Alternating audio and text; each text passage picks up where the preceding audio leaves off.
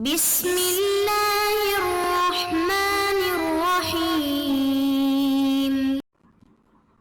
السلام علیکم ورحمۃ اللہ وبرکاتہ. الحمد للہ وحدہ والصلاة والسلام علی من لا نبی بعدہ اما بعد.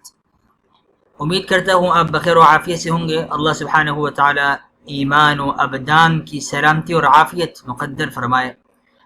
امام نصفی رحمۃ اللہ علیہ فرماتے ہیں ولا جسم صفات سلبیہ کے بیان میں اللہ سبحانہ و تعالی کے لیے جسم کا اثبات کرنا درست نہیں ہے، جسم نہیں ہے.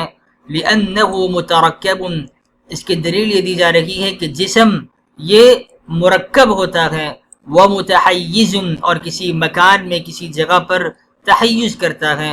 وذلك امارۃ الحدوث، اور یہ ترکیب اور یہ تحیز دونوں امارۃ الحدوث، حدوث کی علامت ہیں، یعنی ممکن کی علامت ہیں، حدوث کی علامت ہیں، اور اس بات کی علامت ہیں کہ یہ چیز پہلے نہیں تھی، اس پر عدم طاری تھا اور بعد میں یہ چیز وجود میں آئی ہے.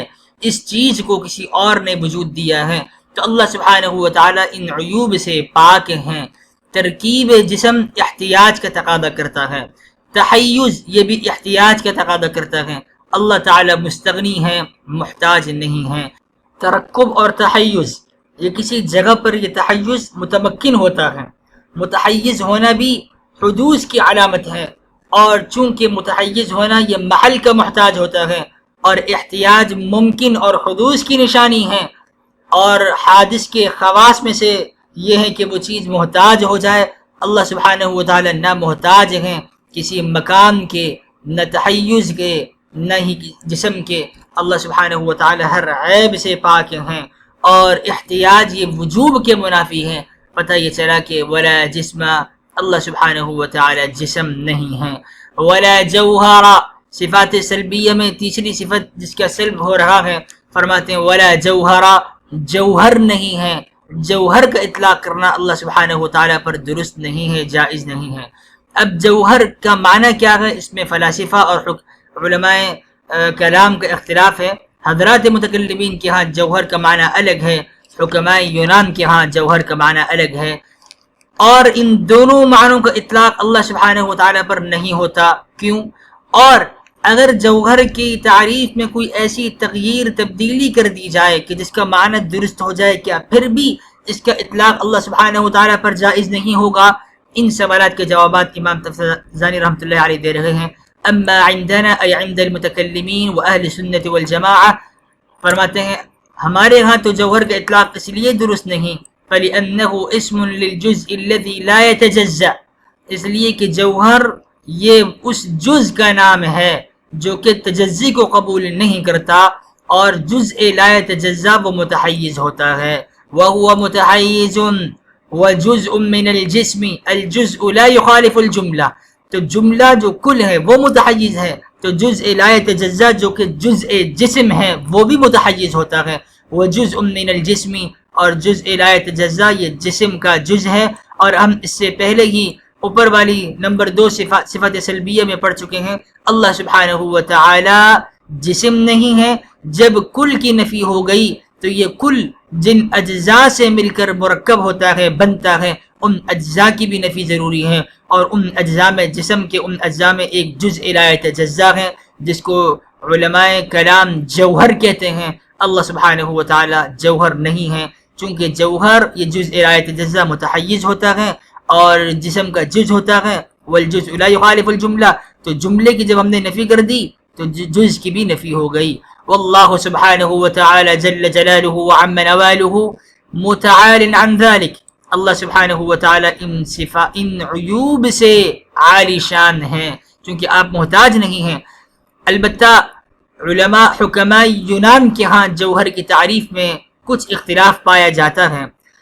فلاسفہ کہتے ہیں وَأَمَّا عِنْدَ الْفَلَاسِفَةِ، فلاسفہ کے نزدیک فَلِأَنَّهُمْ، اگرچہ انہوں نے وَإِنْ جَعَلُوهُ اسْمًا لِلْمَوْجُودِ لَا فِي مَوْضُوعٍ، فلاسفہ نے جوہر کو بنایا ہے نام اس موجود کا جو لا فی موضوع ہو، کسی جگہ پر نہ ہو.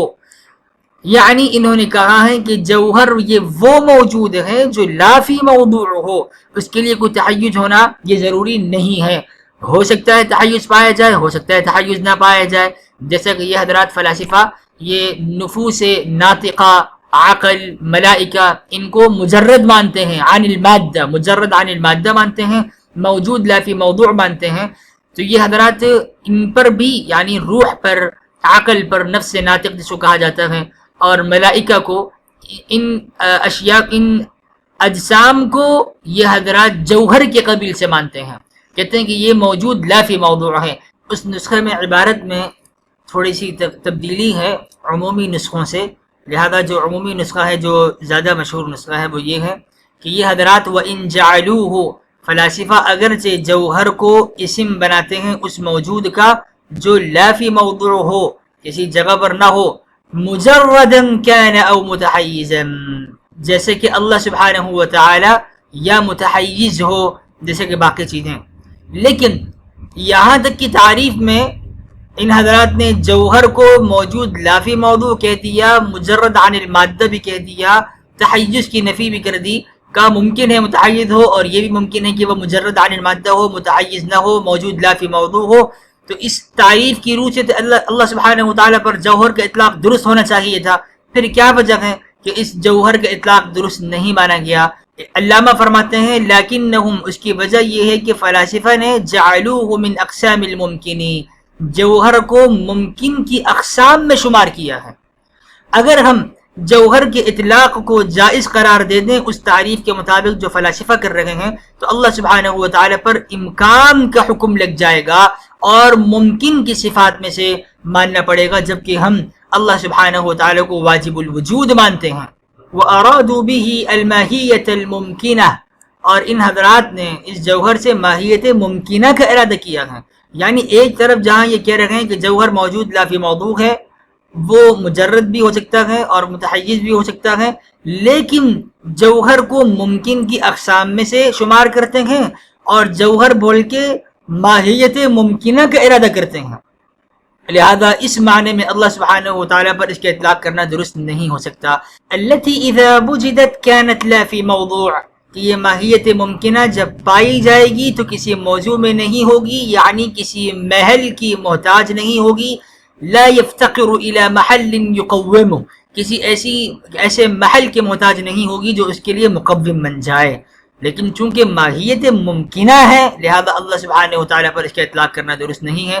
اگر ماہیت ممکنہ نہ بھی ہوتا، آگے چل کر آئے گا کہ اگر ایسی تعریف کر لی جائے کہ جس میں کوئی خرابی لازم نہ آئے، کیا تب بھی جوہر کا اطلاق کرنا درست نہیں ہے؟ فرماتے ہیں تب بھی درست نہیں ہے.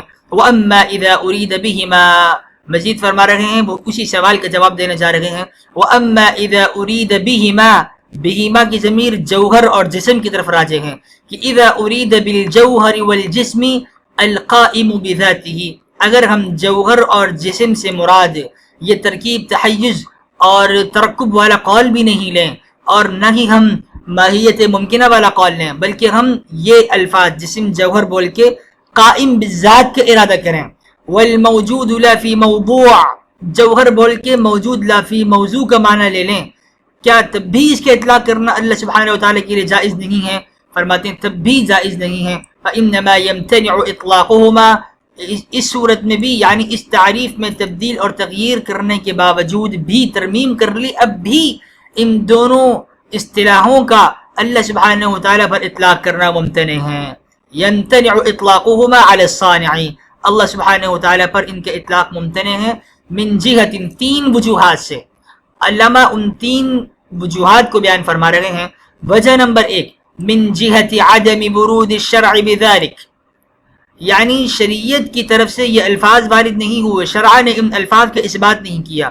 من جہت عدم ورود الشرع بذلك، شریعت ان الفاظ کے ساتھ وارد نہیں ہوئی، وارد نہ ہونے کی جہت سے ان الفاظ کا اطلاق، ان اصطلاحات کے اطلاق اللہ سبحانہ و تعالیٰ پر کرنا، ان صفات کا اطلاق کرنا جائز نہیں ہے. کیوں جائز نہیں ہے؟ اس لیے کہ اس میں سوء ادب ہے. کیوں جائز نہیں ہے؟ اس لیے کہ جب شریعت نے اس بات نہیں کیا تو ہم کیسے اس بات کر سکتے ہیں؟ اس میں بے ادبی ہے، سوء ادب ہے. نمبر 2، دلیل نمبر 2 یعنی جواب نمبر 2 اس سوال کے جواب میں دوسرا جواب دیا جا رہا ہے. یہ دوسری دلیل کہ جائز کیوں نہیں ہے. پہلی دلیل تو یہ دی کہ شریعت میں ان کا اس بات نہیں ہے. اگر ہم اس بات کریں گے ان ان الفاظوں کا جس کا شرع نے اس بات نہیں کیا تو یہ بے ادبی ہے، سوء ادب ہے۔ دوسری دلیل یہ دی جا رہی ہے مع تبادر الفہم الى المترکب والمتحیز۔ دوسری وجہ یہ کہ اگر ہم اس جسم اور جوہر کے ان کی تعریفات میں وہ معنی لے لیں کہ القائم بذاتہ اس کا معنی ہے اور اس کا معنی ہے الموجود لا فی موضوع، یہ معنی ہم لے لیں، تب بھی ذہن کس طرف فورم سے جائے گا؟ تبادر الفہم، ذہن کا جلدی کرنا کس معنی کی طرف؟ جو مشہور معنی ہے، اور وہ مشہور معنی ترکب والا ہے اور تحیز والا ہے۔ تبادر الفہم الى المترکب والمتحیز، ذہن کا فورم سے متبادر ہونا، ذہن کا متبادر الى المعانی التي لا تلیق بشأن اللہ تعالی، لہذا ان معانی کی طرف ذہن کا منتشر ہونا، ذہن کا جانا، اور یہ ذہن جن معانی کی طرف جا رہا ہے وہ معانی اللہ سبحانہ تعالیٰ کے لیے شایان شان نہیں ہیں۔ یہ دلیل نمبر 2 ہے کہ اللہ سبحانہ تعالیٰ پر ان اسماء کا اطلاق درست نہیں ہے۔ تیسری دلیل دیتے ہیں کہ وَذِهَابِ الْمُجَسِّمَةِ، یہ ذہاب کا عطف مع تبادری یعنی مع ذہاب المجسمہ، تو یہ عطف تبادری الفہم پر ہے۔ وَذِهَابِ الْمُجَسِّمَةِ وَالنَّصَارَى، اور اس وجہ سے بھی نمبر 3 اللہ سبحانہ وتعالی پر ان صفات کے اطلاق درست نہیں ہے کہ مجسمہ اور نصارہ یہ لوگ گئے ہیں الی اطلاق الجسمی، جسم کا اطلاق کرنے کی طرف، والجوہری، جوہر کے اطلاق کرنے کی طرف، علیہ اللہ سبحانہ وتعالی پر، بالمعنی ایسے معنی کے ساتھ، الذي يجب تنزیہ اللہ تعالی عنہ، جس معنی سے اللہ سبحانہ وتعالی کی تنزیہ واجب ہے۔